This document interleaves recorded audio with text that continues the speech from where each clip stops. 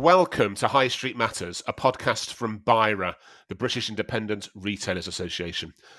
My name's Steve Dyson, a journalist who's interviewing business owners and experts here at Bira about issues that impact independent retailers today.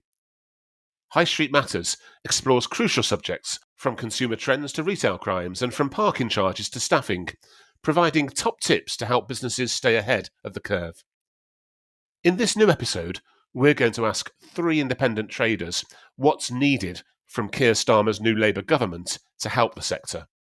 I'm also going to be interviewing Andrew Goodacre, the Chief Executive of Bira, to find out how he plans to pursue these issues and lobby the government for independent traders. Joining me first is Surinder Josan, who owns and operates All Seasons DIY in Smethwick in the West Midlands. Hello to you, Surinder. Hello. Surinder, how long has All Seasons DIY been going and how is business at the moment? We've been running for a good 50 years as a family business. Started off with my parents first, and then I took it over due to parents' illness, and it's been running steadily over the years. Just last quarter four was one of the worst that I've known in history, and quarter one this year didn't do any better. Okay, well, Surinder, we now have a new government, as we know. What's your message to them about what they need to do to help high street retailers? Well, the first thing is government needs to recognise the importance of the high street to the economy. We currently feel that we are so far down the pecking order, we're not really appreciated, and no one's really listening to what we're saying. Well, hopefully they will listen to this podcast, Surinder. What does the government need to do to tackle the problems the sector has? Well, we need help in two fiscal areas, taxes and banking. So with taxes, we're always trying to reinvest in our businesses, but there's constant areas where both ourselves and customers are being hit. So parking is an example of stealth taxes. So double yellow lines around high streets put customers off, but they're always increasing and people have nowhere else close by to park and then face huge fines for popping into the shop. This hinders retail businesses. As businesses ourselves, we also face multiple taxes such as business rates. And as a partnership, we pay lots of the inland revenue in terms of national insurance and personal taxation. Frozen personal allowances means we pay more tax every year. The government needs to understand how these multiple taxes are taking money away and making it hard for business. I understand what you're saying. Now, Surinder, you also mentioned banking as well as one of the problems. What's the issue with banking? So banking over the years has become so impersonal now, it's all online. Years ago, I built up a personal relationship with a bank manager, and he understood what I wanted to do, and we agreed on loans, for example. Now there's nobody available to meet me to face-to-face talk about my business. I don't even think the bank is interested in lending to retailers anymore. So we need governments and the banks to understand how this impacts us. We need the confidence to expand, but too many taxes and so little banking makes this hard. How else can the government help independent retailers, Surinder? So retail crime is a big problem with shoplifting and the abuse we face trying to deal with it. But we often can't find any police officers to help. And when we do, there's no resolution and cases just seem to sit in a file. This means there's no deterrent, so it's a free flow for criminals who get away with it. So we're in this triple whammy at the moment. So all our costs have gone up, the insurances have gone up, even the cost of the stock that we purchase has gone up, energy bills have gone up. Then at the same time, the spending power available to our consumers, that's gone down. And then finally, we're faced with the consumers who are willing to just steal the stock, and so we lose stock as well. Surinder Josan of All Seasons DIY in Smethwick, thanks very much for joining High Street Matters today. Joining me now is John Jones, the managing partner of Philip Morris & Son, a homewares and country clothing store based in Hereford. Hello, John. Hello, lovely to be speaking to you today. John, tell us briefly about the history of your business and how it's faring with its customers' revenues and cash flows in 2024. Well, we're a very old, very long established business. We've been going for about 180 years now. We've got two stores very close to each other in Hereford, and then a significant part of our business is done online. In terms of revenues at the moment, it's steady. We keep moving forward. It's hard work. You have to really, put every effort in to get every penny off the customers. And like many businesses, we're growing very steadily, but getting that growth to match inflation is very, very difficult. And we're in a fortunate position that we are a long-established, profitable business that's well capitalized and has therefore got good cash flows behind us. So that allows us to sort of ride out some of the tougher times like we're going through at the moment. As the new government gets to grips with various economic sectors in the next few weeks and months, John, what do you as a business need them to focus on? Well, the thing I'd really like to see is a change to the business rates system.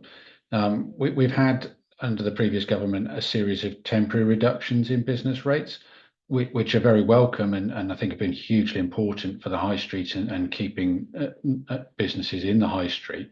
But the temporary measures don't allow you to plan ahead. With businesses like ours, we have to be signing long-term leases.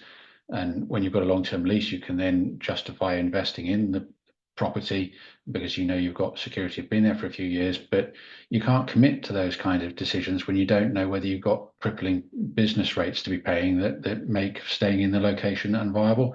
So rather than one temporary measure after another, some permanent change is what we really need to see. Perhaps you can tell us what this would mean for businesses, John. How high can rates be, and how much benefit have you received from the temporary reductions? Well, for a business like mine, which is at the sort of larger end of small independent retail businesses, at full business rates, we'd be paying a fraction under 100,000 a year. But under the reduced rate system, we've only been paying about 40,000 a year, which obviously is a very significant cost saving for us. Other smaller high street independent retail businesses might only be paying a few thousand a year, but that's still very significant amount of money in the context of the size of shop that they would have. Yeah, £60,000 a year does sound like a lot. But let me ask you this, John, just to be blunt with you. Why should the new government look into this? And let me explain my question. I mean, you're a business, you're on the high street, you're making money. Why should you be exempt from rates, which they help pay for services to your business, don't they?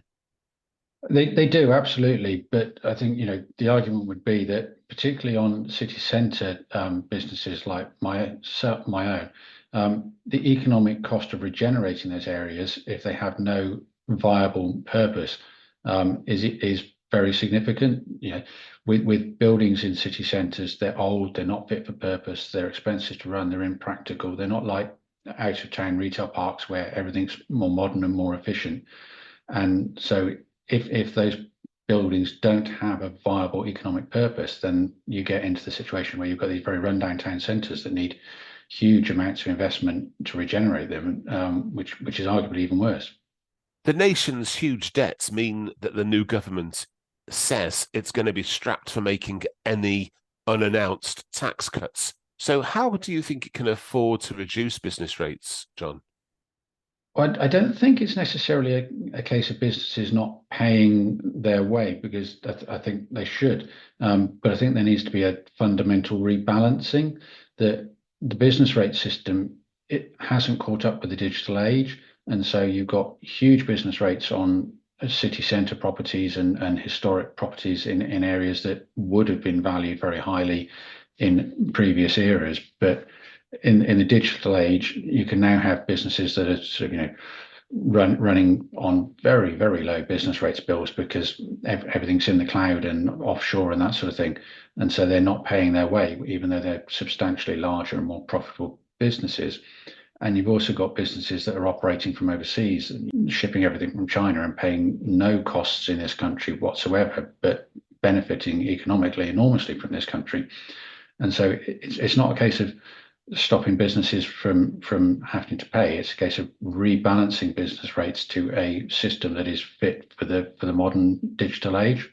Very interesting. And John, is there anything else that you'd like to see the new government do for businesses?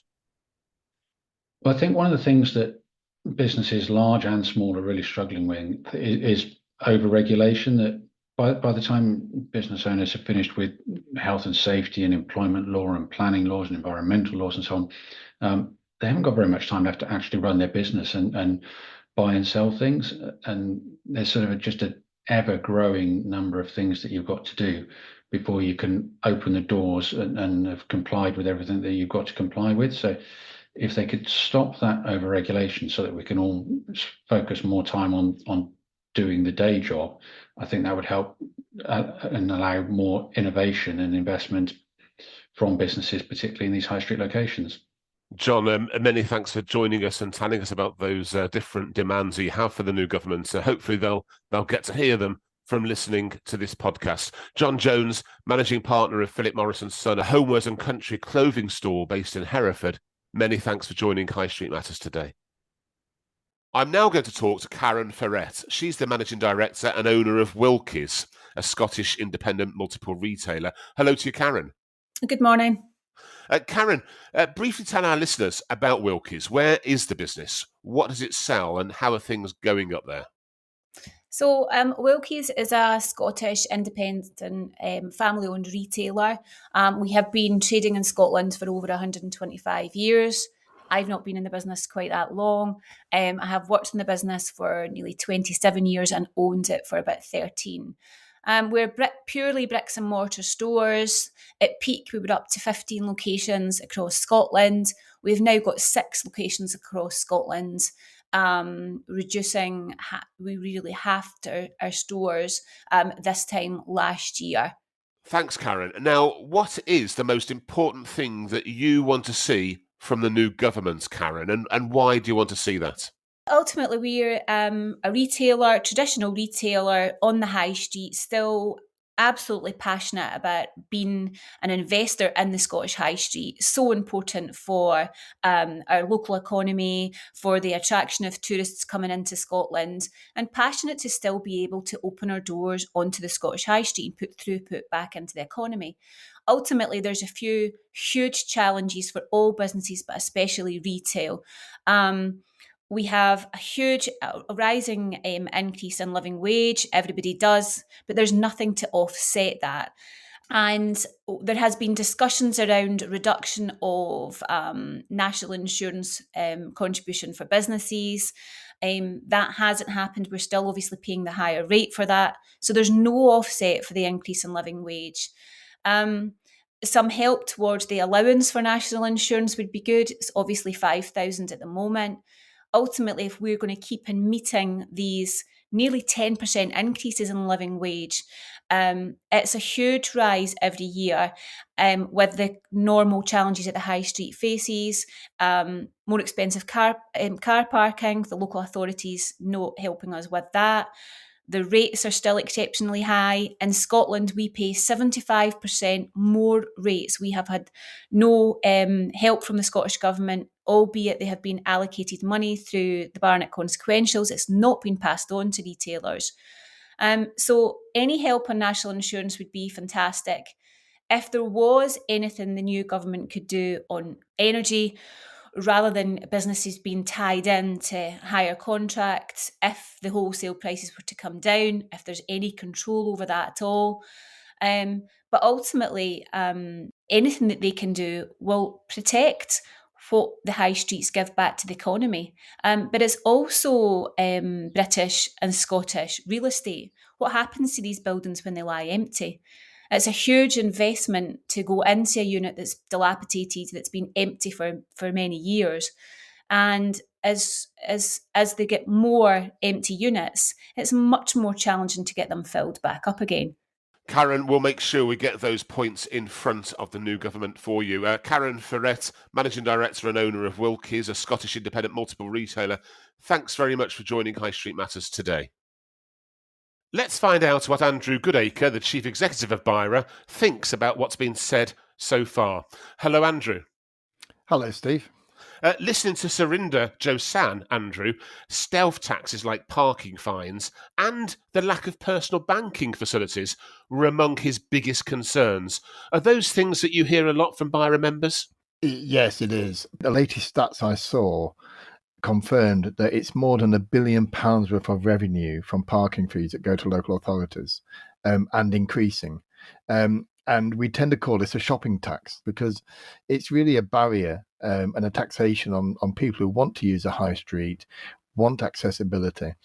And yet there's a cost for doing that without adequate public transport being made available as an alternative. So shopping tax in the form of car parking and other such things are a real problem. Banking, well, where do I start? We've got large corporate banks who make a huge amount of money, who, when they get into trouble, get bailed out. And yet they've moved to a very impersonal way of banking. And small business owners, that they want that relationship. They want to be able to talk to people face to face to really understand what they need to do and what a bank can do to help and support them. And it would be great if we could get back to some good traditional values in that respect from banking. Not just the face-to-face contact, but the availability of banks as well. We often talk about consumers and shoppers needing banks.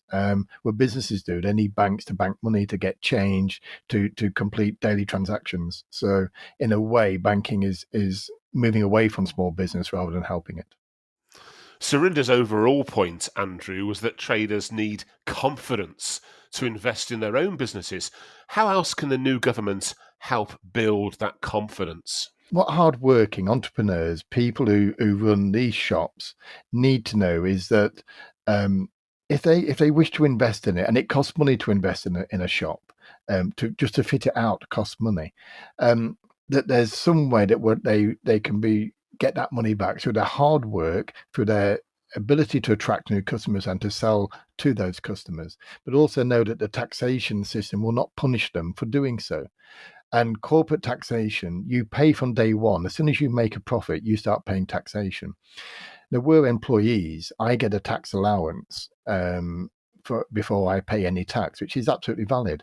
Well, for small businesses, I would argue that what we need there is a almost a corporate tax allowance up to a value of £20,000, where until you reach that profit level as a small business, you wouldn't need to pay any corporation tax. And this would give businesses an encouragement to take that risk, to invest that bit more in their business, because a high street needs investment.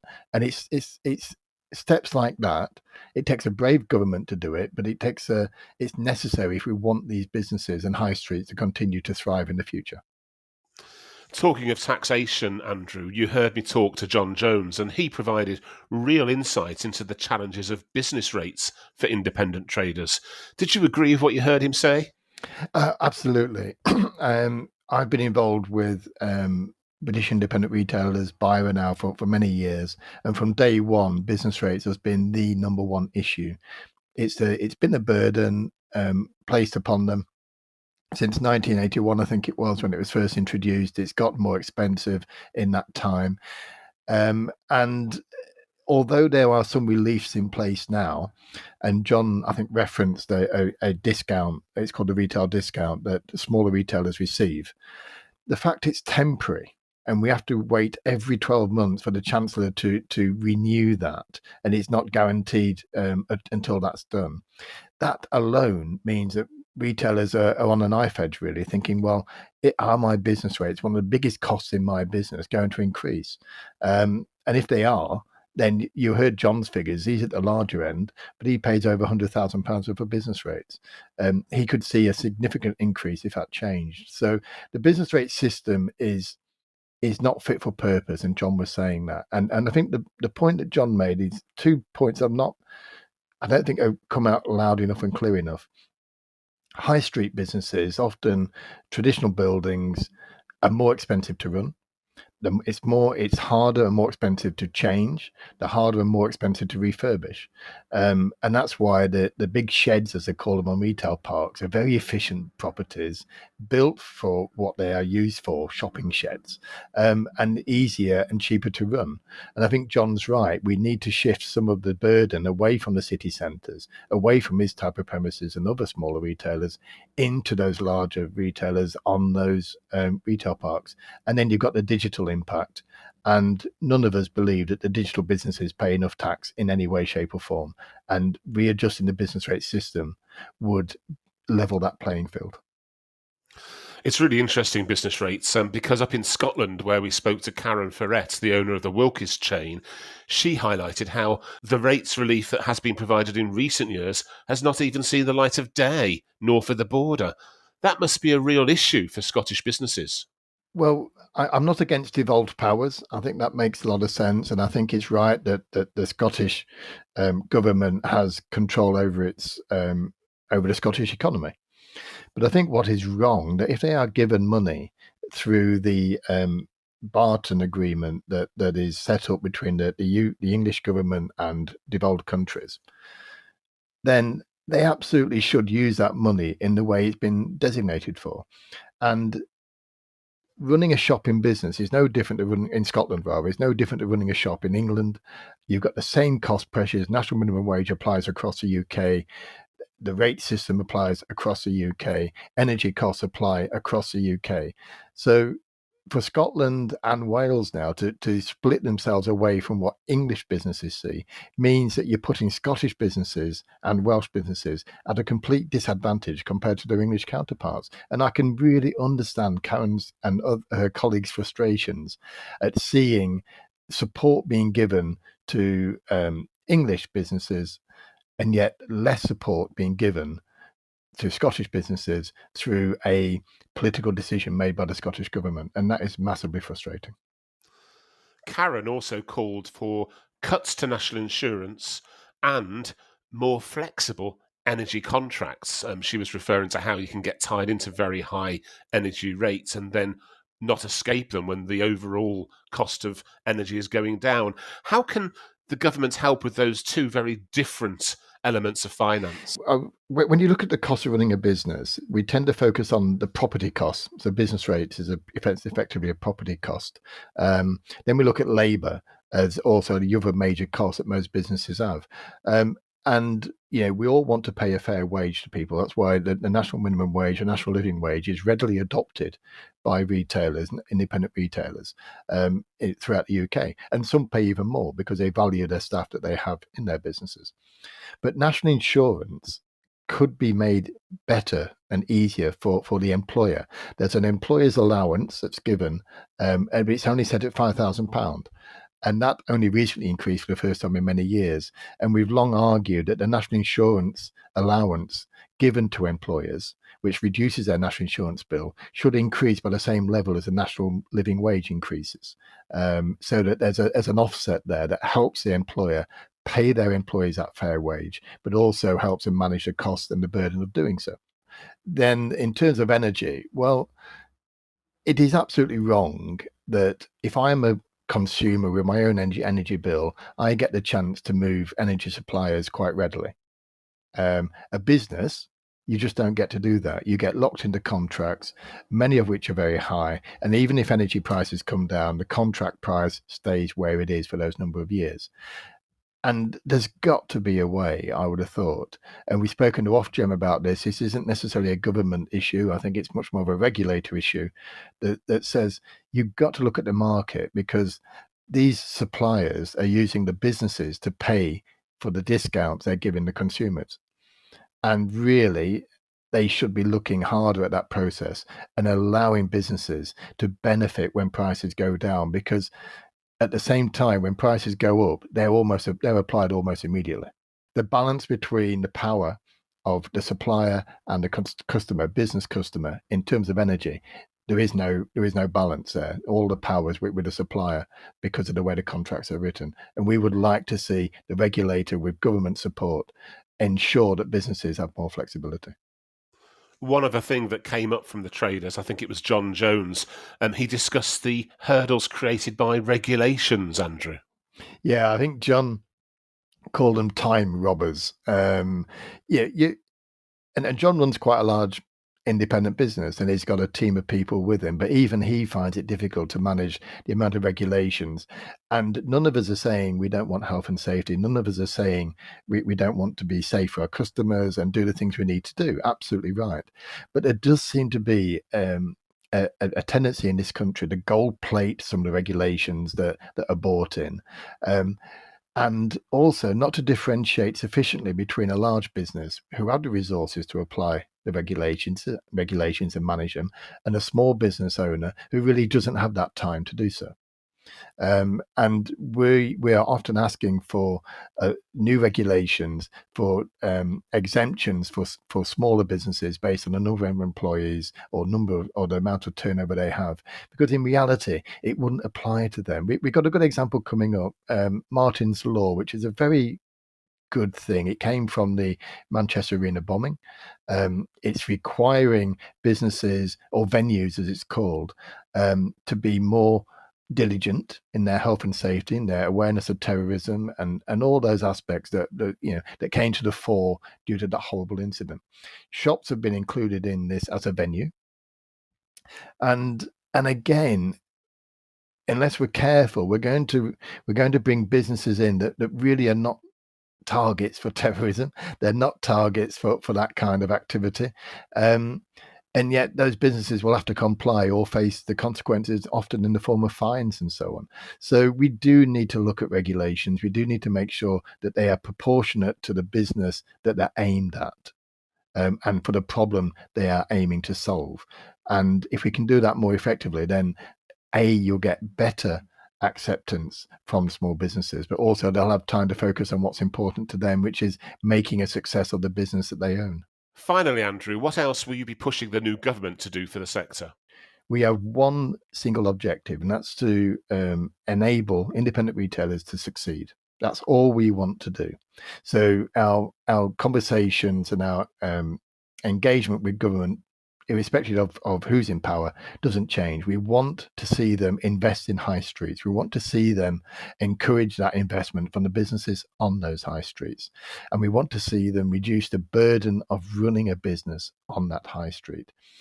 The consequence is, and I think Karen mentioned this, if we don't make it easier for businesses to operate on a high street, I'm not talking about giving a competitive advantage. I'm just simply facing up to reality and say that some of that burden needs to shift to where the profit has gone, and that's online. But if we don't do it, you end up with lots of empty buildings that are hard to use again, and no one wants to see high streets boarded up and looking a shadow of what they used to be. Hollowed out is what we call it. So our mandate doesn't change no matter who's in power.